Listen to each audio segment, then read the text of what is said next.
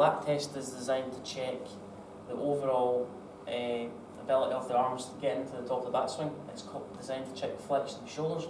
So we talked about previously, the 99 test, how we can externally rotate our shoulders on the backswing and how that affects impact.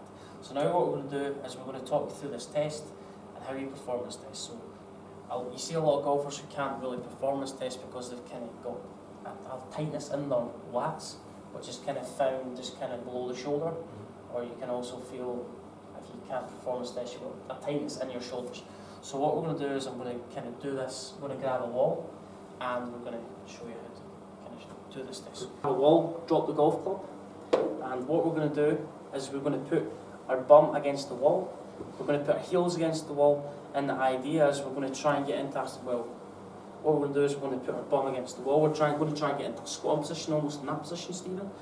We're going to lock out our elbows, so it's really important we keep our back flat against the wall. If we bend our back, that's kind of where we help ourselves increase range of motion. So, but lower back against the wall, make sure it's flat, head against the wall. We're going to lock out our elbows. We're going to keep our elbows nice and straight. So the idea is we're going to try and keep our arms nice and straight. We're going to try and squeeze our arms back as far as possible, touching our thumbs against the wall. I feel that really tight, so that's designed to check the mobility in your lats, see if you can perform this test. So we're going to try and do that again. I'm really tight in that area, so it's going to fall short. So you'll tend to get your low back off the wall? Yeah, so what I'll do is I'll curve my lower back to try and get a thumb spot. So we're going to, there.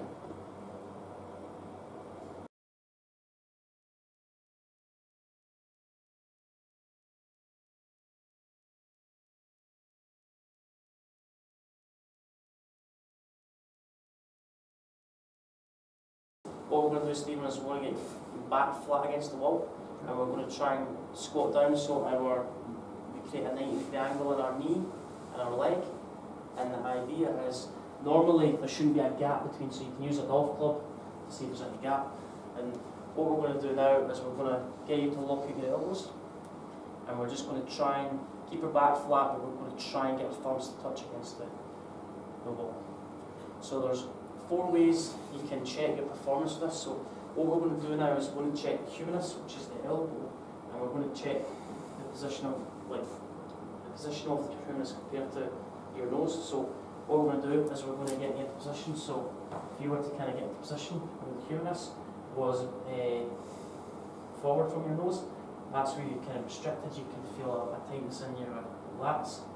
And also if you get in a position where that elbow is level with your nose, you're still a little bit restricted.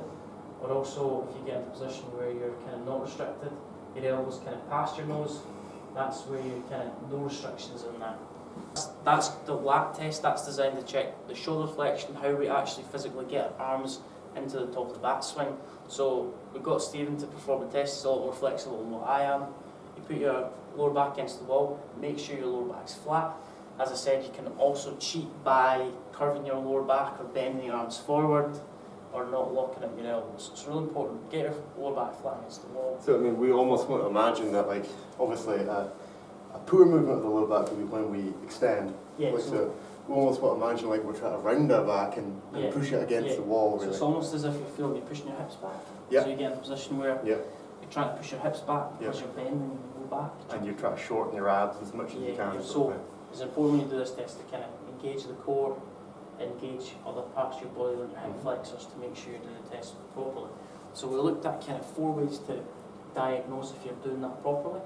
So we looked at humerus, and if that's going past your ear or if it's in front of your ear. So if it's falling short of your nose, then that's where there's a restriction, and if it's past, then that's kind of where there's no restriction. The body swing connection for the lAT test, you see a lot of common faults within kind of this test, and I'm just going to talk you kind of through it in terms of getting the club into the backswing. So the backswing, you kind of see a lot of golfers who can't hold a position, can't hold a posture. They'll kind of extend their spine too much, and then they'll get really, really flat on the way back. And also you'll see a lot of golfers who kind of lift their arms, bend their arms, so they're tight here. They can lift their arms, or because they've got a tightness in the lats as well, they kind of go too flat because they actually can't get their arms into the top of the muscle. So there's a few common faults related to kind of that test.